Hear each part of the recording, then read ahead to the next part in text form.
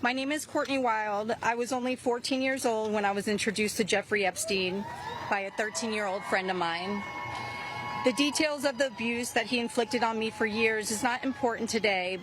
In 2028, I was cooperating with the federal government in the investigation of Jeffrey Epstein.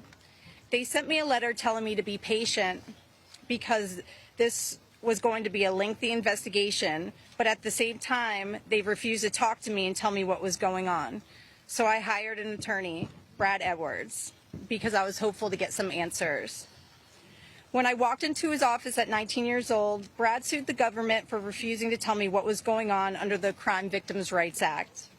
The only reason anyone ever found out that the government had already given Jeffrey Epstein immunity through the non-prosecution agreement was because our lawsuit forced the government to tell us. Otherwise, nobody would even know that today.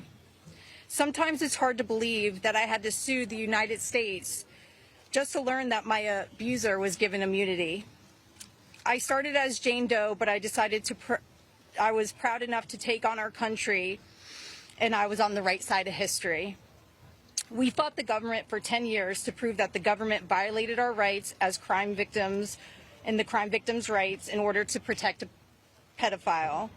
We had to win the 11th Circuit Court Appeals to force the government to turn over thousands of pages of emails between Jeffrey Epstein and the government. Those emails provided the proof that the government worked very hard with Jeffrey Epstein to violate our rights. Why?